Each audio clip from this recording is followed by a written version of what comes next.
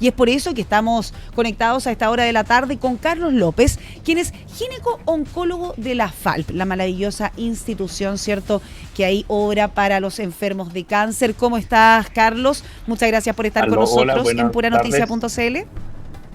¿Te escucha todo bien? Perfecto. ¿Cómo estás? Muchas gracias por estar con nosotros. Bien, gracias por la invitación y los felicito por la discusión que hacen de este día tan importante y que evita tantas muertes. Un día que es muy importante, ¿cierto?, para distintas poblaciones, pero por sobre todo también para las mujeres, una enfermedad que afecta, ¿cierto?, principalmente, bueno, los hombres son portadores. Vamos a estar aclarando todo lo que desconocemos en esta entrevista, Carlos, porque es un tema que sin duda por mucho tiempo fue, se le puede decir, tabú en algún momento, no se hablaba mucho, es un tema que estuvo bastante escondido por muchos años, pero hoy en día, ¿cierto?, con las vacunas, con los distintos tratamientos se habla más y es por eso que queremos conversar contigo. Tú eres gineco-oncólogo de la FALP, la Fundación Arturo López Pérez, ¿cierto?, la maravillosa institución que opera en la región metropolitana. Conversemos de, hoy es el día de la prevención, pero primero vamos a tener que conocer de qué se trata el cáncer del cuello uterino, que es bastante desconocido, esa es la realidad, no se tiene mucha información. Si nos puedes contar más sobre este agresivo cáncer. Para hacer una visión global y por qué estamos hablando de esto hoy aquí en su programa, es una enfermedad que ocurre en la región más cercana del cuello del útero, más cercano al fondo de la vagina. Por lo tanto, de alguna manera está asequible al examen físico, pero de otra manera también es muy incómodo. Por eso es lo que también evita que las mujeres se hagan los controles muchas veces. La incomodidad del examen. Del punto del vaso medio lleno, el cáncer cervicuterino tiene la gracia que es prevenible. Y ese es el mensaje uno del asunto. Cuando ocurren otro tipo de tumores, pulmón y otras cosas, a lo mejor no haya tanto acceso a poder evitarlo. El cáncer cervicuterino finalmente es la cuarta causa de muerte oncológica a nivel mundial en las mujeres. En Chile es un porcentaje menor, pero todavía se ven muchas pacientes que no se hicieron un control, lo dejaron por alguna razón, y esta condición progresó y el tratamiento muchas veces acarrea la muerte y en el mejor de los casos puede llevarse en la fertilidad si es que solamente es un tratamiento quirúrgico. También hay tratamientos para conservar la fertilidad y eso es un poco lo que hay que entender porque hay que un poco meterse en el tema para propiamente tal. Metámonos en el tema, porque vayamos por parte. ¿De qué se trata este cáncer del cuello uterino, cierto? Es un cáncer, a diferencia, cierto, de los más comunes, de los que conocemos nosotros, un cáncer que se contagia. ¿Estoy en lo correcto? Claro, sí. Es que tiene la particularidad que la gran mayoría de los cánceres, el 99%, está asociada a una infección viral por virus papiloma. Y esa es un defecto, pero a la vez es una herramienta de pesquisa del riesgo. Actualmente, después de los tiempos del COVID, en nuestro país existe una capacidad instalada para hacer más PCR y las mujeres pueden acceder a hacerse un examen que es bastante sensible y para buscar virus papiloma de alto riesgo. Y esto de alguna manera es un poco mejor que el PAP para detectar riesgo. Pero la infección por papiloma no está relacionada directamente a tener cáncer, sino a la posibilidad de frenarlo. Y eso es lo que primero uno busca tranquilizar a las pacientes, que la infección por papiloma es frecuente, ocurre en las personas que son sexualmente activas. Es evidente que la mala suerte, si se contagia una vez el virus papiloma 16, 18, que son los más oncogénicos, determinan un más riesgo, pero esto no significa que tiene un cáncer. Por eso que el labor de hacerse el test de papiloma es muy preventivo y ayuda a seleccionar riesgos. Y hay muchos tabús, como decía usted, respecto a cómo me lo pegué, cuándo me lo pegué, quién lo... Eso es una conversación tradicional en la consulta respecto a la infección por papiloma. Porque se transmite por relaciones sexuales. por vías sexuales, Sí, claro. es por eso que es Y- tan y tabú, proba- ¿cierto? Que a veces uno no lo cuenta, Claro. ¿cierto? Se esconde, hay un cierto tipo de vergüenza, Claro, pero claro, exacto, que no exacto. debiese. Eh, pero debiese, exactamente. Pero uno aboca también, y el consejo que utilizo es que la paciente sea parte de la atención propia que debe hacerse con la mamografía, qué sé yo, pero un examen de HPV, un examen de Papa Nicolau, si bien es molesto, la verdad que se le ahorra muchos problemas más adelante. Esa es la visión que queremos entregar en el Día de la Prevención del Cáncer Uterino. Eh, A esta la hora discusión que hacen ustedes. estamos conversando a esta hora de la tarde con el doctor Carlos López, quien es gineco-oncólogo de la FALP por el Día Mundial de la Prevención del Cáncer del Cuello Uterino. Es un cáncer, ¿cierto?, que se puede prevenir, que se puede también, tiene una favorable cura si es detectado a tiempo, ¿cierto?, que lo que es muy positivo con respecto a otro tipo de cáncer. Doctor, hablábamos también del famoso PAP. El PAP, el Papa Nicolau, ese es el examen que se realiza para detectar si es que existen papilomas que provocan este cáncer del cuello uterino. Ya ha existido efectos del virus papiloma después de probablemente una infección viral de varios años.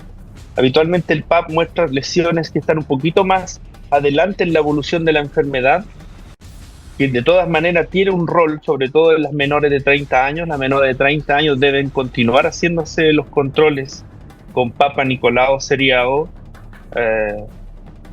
idealmente 2 o 3 años desde el inicio de la actividad sexual. Ojo con eso, que los programas ministeriales parten a los 25 y terminan a los 65, pero esa es una política para agarrar a toda la población mayor de riesgo. Pero se debe entender que si yo inicio la actividad sexual precozmente, en Chile actualmente es a los 16 años aproximadamente, a los 19 o a los 25 ya voy a tener muchos años de una eventual infección por papiloma que pueda provocar una lesión. Las pacientes jóvenes pueden tener infección de papiloma, pero no tienen la misma asociación de riesgo de producir lesiones. Una mujer de 40 años con un HPV-16 sí es una condición que determina progresar en el asunto diagnóstico y pasar una colposcopía. Conversamos a esta hora de la tarde por el Día Mundial de la Prevención del Cáncer de Cuello Uterino con el doctor Carlos López, quien es gineco-oncólogo de la FALP, que nos está dando todos los detalles tanto de prevención y también para derribar mitos. Hablábamos también del PAP. Yo tengo más de 30 años. O sea, ya no me serviría el PAP. ¿Cuál es el examen que uno debiese hacerse? No, de hecho, junto con el examen de PAP, usted puede hacerse además la genotipificación de virus papiloma para así, a ver, se detecta un papiloma de alto riesgo. ¿Y ese examen en qué consiste? Es igual que en la misma posición digamos, que la toma de PAP. En el mismo momento y por lo tanto es 5 segundos más que la toma del PAP. La gracia un poco de eso es que permite seleccionar mejor y permite razonablemente descartar, si están los dos negativos, que usted pueda tener un riesgo de eso y por lo tanto puede espaciarse más los controles. Puede hasta 5 años volver a vernos y no todos los años por esta razón, o cada 3 años como ocurre en el sistema público. Y le da una tranquilidad de que al menos en este sentido está sano. Y esa es un poco la gracia, poder detectar mejor las pacientes que estén en condición de riesgo y se pueden tratar precozmente. Tener un papiloma alterado habitualmente determina un tratamiento precoz que es curativo, conservativo de la fertilidad, por lo tanto es el llamado. Cuando el diagnóstico de cáncer cervicuterino en Chile, cerca del 60-70% son etapas avanzadas ya, se llegó tarde. Tienen que hacerse tratamientos con radioterapia, quimioterapia y braquiterapia. Y eso es lo que uno quiere. ¿Y es el virus del papiloma humano el que finalmente provoca este cáncer, como también otro tipo de enfermedades? Claro, pero un tipo particular de genotipo de virus papiloma. El papiloma ataca a todos los mamíferos casi de alguna manera, y existe esta enfermedad en en las ballenas y en los huemules, etcétera. O sea, la verdad que la distribución en este sentido es amplia de la coexistencia del papiloma con nosotros los mamíferos relacionado a la actividad sexual. Es una conversación que tiene mil patas en el sentido de que también cómo ataca las mucosas en la población homosexual, el orofaringia, etcétera. Es interesante el tema, pero un poco para circunscribirnos, obviamente, el mensaje es que, en primer lugar, los estilos de vida saludables siempre hacen que las defensas, que es la única herramienta que existe actualmente para eliminar el virus papiloma, porque entre comillas no hay cura, sino que es el organismo que habitualmente lo controla, lo elimina o lo mantiene al menos indetectable. Los estilos de vida saludables, comer sano, lo voy a enumerar, no fumar, que es muy importante en esto, el estrés crónico, etcétera, hace que la persona sea más saludable y pueda ser más capaz de eliminar el virus papiloma. Eso también le va a mejorar, también esa condición de una persona sana le va a mejorar cualquier tratamiento, tiene más esperanza de muchas cosas. Por lo tanto, es el primer mensaje. Y lo segundo es que, por supuesto, acuda a su control ginecológico para realizarse un PAP o un HPV, sobre todo si es mayor de 30 años, y tenerlo calendarizado. Según yo, es externalizar la preocupación, tenerlo anotado cada cierto tiempo, hacerlo, porque la verdad es impactante aún como aún llegan pacientes jóvenes y que a veces tenían solamente un estudio de PAP al día a veces y llegan con una enfermedad avanzada. 7 de la tarde con 17 minutos. Este jueves 26 de marzo es el Día Mundial de la Prevención del Cáncer del Cuello Uterino y es por eso que a esta hora de la tarde en Pura Noticia PM estamos conversando con el doctor Carlos López, quien es gineco-oncólogo de la FALP, sobre la prevención. Si nos vamos a prevención, doctor, el virus de papiloma humano es una infección, ¿cierto?, de transmisión sexual. Por ende, ¿cómo la puedo evitar o cómo puedo, ¿cierto?, contrarrestar o limitar lo mayor posible contagiarme de ello? ¿Me sirven los anticonceptivos de barrera? ¿Cuál es el método que debería utilizar? Y también tengo entendido que hay vacunas hoy en día. Si podemos hablar un poco de esto. Sí, respecto digamos, al manejo y las recomendaciones de consejería que uno puede dar respecto a virus papiloma, en primer lugar, por supuesto, que son relativos a la educación sexual. Es evidente que la persona que tiene más contacto sexual sin protección tiene más posibilidades de contagiarse un virus de alto riesgo u otras infecciones de transmisión sexual, por lo demás mucho más graves. Y estas infecciones pueden determinar daños en la mucosa que facilitan la inoculación de estos virus papiloma, etc. Pero no debe ser tabú, no es sinónimo que la paciente evidentemente tiene un papiloma y tiene muchas parejas, pero evidentemente lo que se apunta es que se entienda esa condición. Los anticonceptivos de barrera ayudan de manera parcial, porque por sobre todo puede existir contagio de virus papiloma de toda la zona genital, por tanto la protección no es completa. También puede haber transmisión de virus papiloma en mujeres que tienen relaciones sexuales con mujeres, por lo tanto no es una condición que afecte en particular a un tipo de conducta sexual. Por tanto, los controles preventivos, primero que todo, son lo que más podrían al final diagnosticarlo precozmente. Pero yendo a evitar el contagio, digamos, el uso de las vacunas de virus papiloma sí ha demostrado una disminución impresionante y eclatante en la disminución de las lesiones preinvasivas, las lesiones condilomatosas y las lesiones de cáncer propiamente tal en los países donde se partieron poniendo esta vacuna, que fue en Oceanía. El efecto es beneficioso, sobre todo cuando se aplica, como ocurre actualmente en nuestro país, en la edad escolar, en cuarto y quinto básico. Hoy en día es Eso parte, va a ¿cierto? hacer que disminuye, sí, claro, del Programa ¿Cómo se dice? Nacional de El Vacunación. carnet, el Sí, plan sí, de vacunación es parte, ¿cierto? Se hace en así los es, colegios, es de así forma es, pública. así es. Entonces, más o menos toda la gente que tiene menos de 20 años actualmente debería estar vacunada, más o menos. Es un tema interesante cómo esta vacuna, no sé, en mi tiempo, no digo que esté bien, pero en mi tiempo Era un lujo, le yo me acuerdo avisaban a los cuando padres que nos salió. vacunaron un día. Hubo mucho rechazo entre padres que se negaron que sus hijos fueran vacunados en la escuela. Y he atendido pacientes de esta cohorte que al final han tenido lesiones condilomatosas serias por padres que no quisieron vacunar a sus hijos en su momento. La vacuna es segura, ha demostrado serlo por millones de dosis en muchas partes, tiene un efecto muy positivo en esta población, eh, y probablemente lo tiene, pero cada vez menos avanzando la edad. La indicación actual, digamos, eh, clínica de las recomendaciones es que se puede vacunar o primero, ojalá, antes del inicio de la actividad sexual, y si no, lo antes posible con un esquema que es variable, pero en general todavía se usa el esquema de 3 dosis cuando es más allá de la vez que se vacuna en edad escolar, me sumo. Si lo va a hacer a la edad de 25 o 30 años.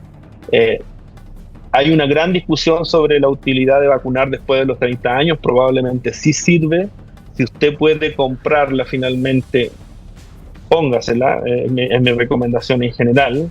Pero también hay que entender que no cambia el esquema de controles de la paciente. O sea, la paciente igual tiene que hacerse PAP y HPV cada cierto tiempo, y eso hasta que no cambien los asuntos poblacionales, donde se vea que toda nuestra población finalmente fue vacunada. Eh, la recomendación en general es si puede vacunarse, que lo haga. Es importante la consejería con su ginecólogo en este tema. No es barata la vacuna para las mujeres, digamos, eh, en general, Doctor, pero sí la en eso quería campaña es hacer, que sea... en eso Sí, quería hacer ahí un detalle, porque lo mencionamos que hoy en día es parte, ¿cierto?, del cartel de vacunación nacional, es parte del esquema de vacunación que reciben los niños en los colegios. Así que si usted se ha apoderado de ¿se le pone a los niños y a las niñas? No lo sé. sí, actualmente sí. Se le pone a ambos. Si usted es padre Ambos. de niños, ¿cierto?, que reciben esta vacuna, que tienen la edad, que se la ofrecen en el colegio, no lo dude y hágalo, porque es una vacuna que es sumamente cara. Yo me acuerdo en mi época, porque tengo sobre 20 años, un poquito más solamente, me acuerdo Claro, que claro. no era parte del carnet de vacunación y era sumamente cara. Costaba sobre los 100.000 pesos en esa época. En esa época. Imagine hoy. Por eso, es una Claro, hoy vacuna está que en no torno a es... No es 150.000 cada dosis, por lo tanto son 3 dosis. Y lo otro, nosotros los médicos, cuando nos reunimos a discutir este tema, evidentemente queremos analizar los datos científicos últimos y también con una mirada crítica, qué sé yo. Siempre ha sido controversial que la indicación de la vacunación cada vez con mayores edades. Por tanto, el mensaje un poco en puro en general es que si puede hacer lo que lo haga, que confíe en la vacuna que se está administrando de manera de calendario en los colegios. Es la mejor medida para que en el futuro no ocurra lo que uno todavía está viendo. O sea, y lo otro que evita es el control seriado cada cierto tiempo con su ginecólogo de confianza respecto a hablar de este tema, y después basta, según yo les digo al paciente, después salga de aquí, se olvidó del tema y agéndese un año más o un año y medio si quiere, o 5 años más si tiene un PAP normal y un HPV negativo. 5 años. Pero, claro, pase al otro problema de su vida, pero en realidad esto véalo, porque la verdad es que uno, como en toda la vida, uno no sabe cuándo le puede tocar a uno. Como dice una persona muy cercana mía, doctor, hay que ocuparse pero no preocuparse, así que hay que hacerse los controles, hay que hacerse los exámenes y sin miedo, porque la verdad que el PAP, un pragmatismo entre nos, doctor, no duele nada. Si esa es la realidad, no es nada terrible, no. Hemos hecho sin duda cosas peores, así que no le tenga miedo a hacerse ese examen porque realmente claro, bueno. no es nada. Claro. Conversamos a esta hora de la tarde con el doctor Carlos López, quien es gineco-oncólogo de la FAL, porque hoy es el Día Mundial de la Prevención del Cáncer del Cuello Uterino. Pero si estamos hablando de prevención, no le puedo dejar de preguntar, ¿cierto? ¿Qué síntomas a mí me deberían saltar por lo menos una alerta de este tipo de enfermedad? ¿Con qué síntoma me debería dar a mí alguna necesidad de consultar a un profesional? Lo lamentable de esta condición es que sí, efectivamente puede estar muy avanzada y no dar síntomas. Y lamentablemente los síntomas como dolor lumbar, como sangramientos al tener relaciones sexuales, sangramientos en momentos no adecuados del ciclo, son síntomas de que la paciente ya al menos tiene un tumor avanzado y hemos llegado tarde ya. Pero esos sin duda son uno de los síntomas y por lo demás son bastante inespecíficos. También puede otras condiciones benignas y menos malignas producirlos eventualmente. Por eso nuevamente es que hay que mirar ese cuello del útero, hay que hacer ese exámenes que buscan células microscópicas o busca virus para predecir con anterioridad hasta que eso llegue. O sea, ser claro es que no va a haber ninguna señal de alerta, y si usted tiene una señal de alerta no, porque si la hay señales ya que está le avanzada. menciono, sí, claro, es que son las que le menciono. Solo que uno también sabe se pueden cuando confundir, la paciente, y se puede confundir con cualquier otra cosa también. con muchas otras cosas, por lo tanto la paciente, si se va a meter a Google, claro, le va a decir cáncer, pero como usted lo dice, es un poco que se ocupe, que uno sea adulto y decir, bueno, ya aquí hay algo que no está bien. Primero, no fui a mis controles, me salté del asunto y estoy teniendo este síntoma. Insisto que esto es una enfermedad que aún vemos y seguiremos viendo probablemente cáncer en mujeres jóvenes, mujeres de 30 años, con hijos pequeños, que muchas veces están avanzados o tienen una mala condición o un mal pronóstico. Muchas veces el cáncer del cuello del útero en edades precoces, que es más raro, pero todavía en la década de los 20, digamos, determina pérdida de la fertilidad o mal pronóstico si es avanzado.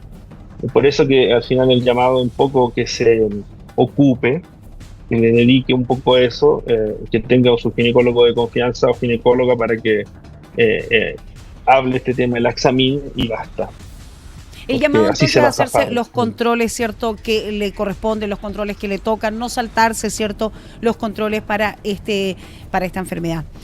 Hablamos con el doctor Carlos López, gineco-oncólogo de la FALP, la Fundación, ¿cierto?, Arturo López Pérez, por el Día Mundial de la Prevención del Cáncer del Cuello Uterino. Muchas gracias, doctor. Muchas gracias, Carlos, por estar con nosotros en Pura Noticia PM esta tarde con un tema que sin duda es tan importante.